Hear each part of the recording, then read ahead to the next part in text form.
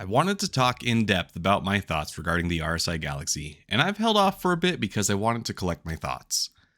Unbeknownst to me, it turns out that the missing link to making this video was the wait for Astro Chronicles to come out with their video showing all kinds of possible modules for the Galaxy.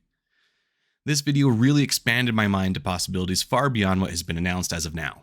You'll see sections of that video here, but I highly recommend you watch it in full when we're done here. Link will be in the description. Also, I am doing a sponsored giveaway with Monster Tech, so stay tuned for details on how to enter at the end.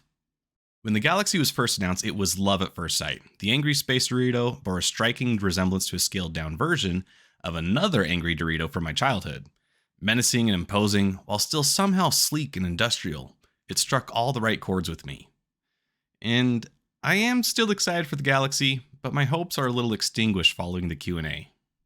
The RSI Galaxy is a modular ship that sets out to accomplish three main things upon release. The currently announced modules include the refinery, cargo, and hospital module. In addition to this, we have the nebulous promise of more unannounced modules in the future. But given that it will take time before the Galaxy is released with even the three current modules, I think the savvy citizen would be wise not to bank on those unannounced ones. Especially since, at the moment, modularity is still more of a buzzword than a concrete concept. Now, many other YouTubers have talked to death about the politics of modularity as a concept within Star Citizen, and how we already have many quote-unquote modular ships, sans the modular part. This list includes the Retaliator, Avenger, Carrack, Caterpillar, and many others. We've been waiting for modularity to be implemented for a while now, and to the owners of those ships, of which I am one, actually, I do feel a lot of empathy, but I also feel a lot of hope for the near future. As I discussed in one of my recent videos, I think features like modularity are on the horizon, and there is a real possibility of seeing them soon.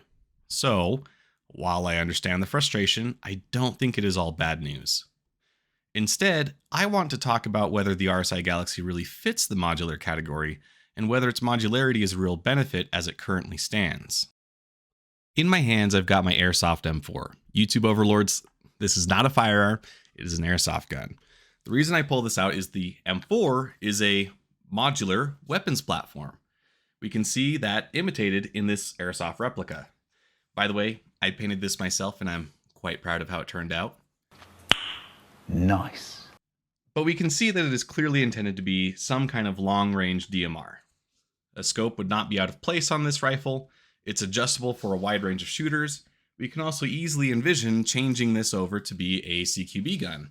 Swap out the barrel for a shorter one, close up the stock, add a flashlight and a red dot, and you've got a great close quarters option.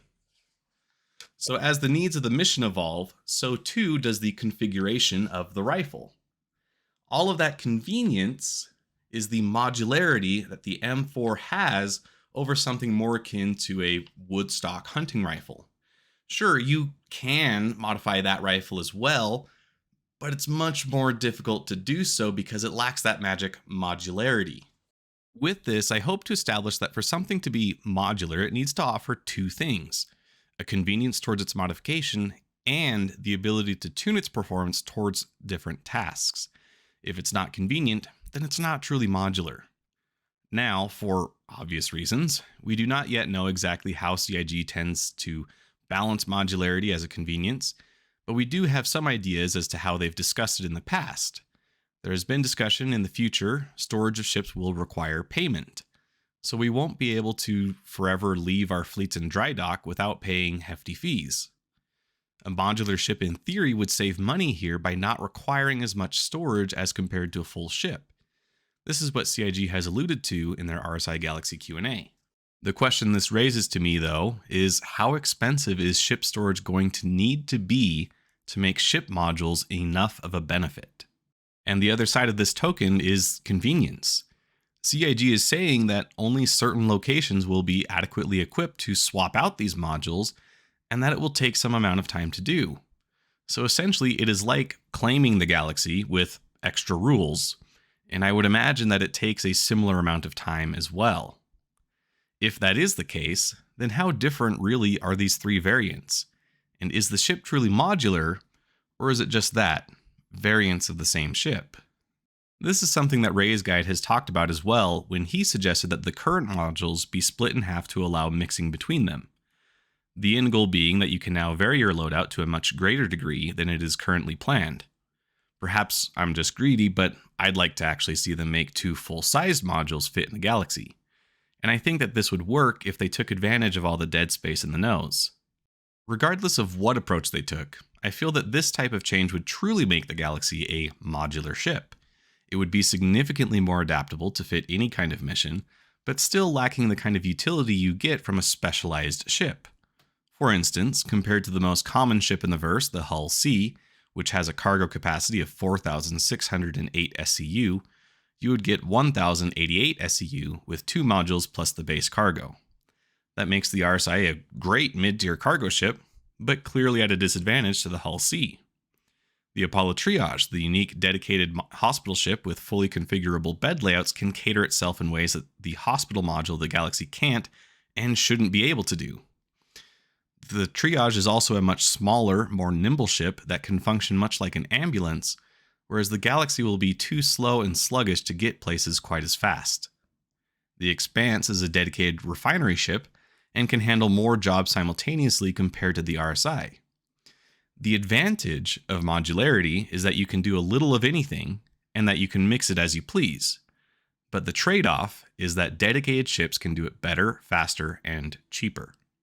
Just like how the M4 is a great general purpose rifle, it's not a sniper rifle, it's not a saw, and it's not concealable like a handgun.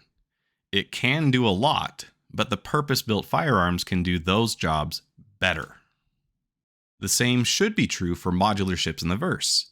And just like how I can slap any number of attachments onto a rifle, I expect the same from a modular ship.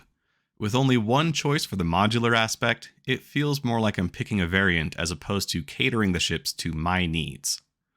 We can see this more apparently when we compare to the other big bad ships of the verse like the Carrack. The Carrack is a large exploration vessel with 3 modular pods that can be deployed on a planetary surface. While at the moment it is only a cargo ship, these modules will greatly enhance its utility. But it has 3 of them and a built-in medbay regardless of configuration. Without the medbay, the Caterpillar also has a number of modules. The plurality of modules here really opens up the future of these ships well beyond being a middling performer of any one category. At the moment, they are both relegated to only cargo. They excel by offering a wide range of possible activities, even at the same time, but still lose out to dedicated craft in those same activities. As it currently stands, picking modules on the Galaxy is more like the difference between the various Cutlass variants, rather than a big bad modular ship. And let's talk about the absence of a ramp for the hangar. I mean, what? The reason we've been given for this is that a ramp extending at the back would lengthen it to a degree that it requires bigger pads and hangars. Ray's guide also talked about this point. Why not make the floor tilt?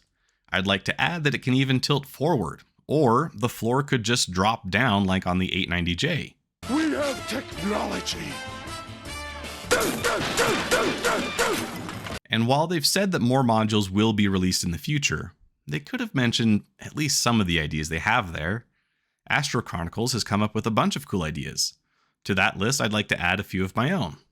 Combat modules with additional turrets, dropship module with ODST pods, fuel module, bomber module, anti-capital ship gun module, repair module, salvage module, scanning module, mining module, transport module, and the list goes on. In summary, the benefit of a modular ship is flexibility. I struggle to see the Galaxy as modular in its current state, but this could be easily rectified by either adding an additional module or by subdividing its current module. I'd like to see the list of module options expanded greatly in the future, and it really needs a ramp of some kind. That said, I do still think it is a cool ship, but it needs a bit more time in the oven. And with that, I'm proud to announce our first sponsored giveaway. Since I've already stolen some talking points from Ray's guide, it only seems right to copy his giveaway format as well. So, for the Grow the Channel giveaway, Monster Tech is giving away a set of chair or desk mounts. And I have to tell you, I was an instant fan of their products as soon as I got and assembled my custom chair from them. I've been seeing it on stream, and I really like this chair and the custom mounts they built for me. For your chance to win a set of mounts, all you have to do is subscribe and comment on any of my videos with the secret word. Each video is another chance to win, and at the time the channel reaches the subscriber goal of 1,000, I'll do a randomized drawing based on entries. Today's secret word is the marketing buzzword used to describe the Galaxy. And I just want to end by saying I'm really excited by the opportunity to give back to you guys and reward the support you've given me.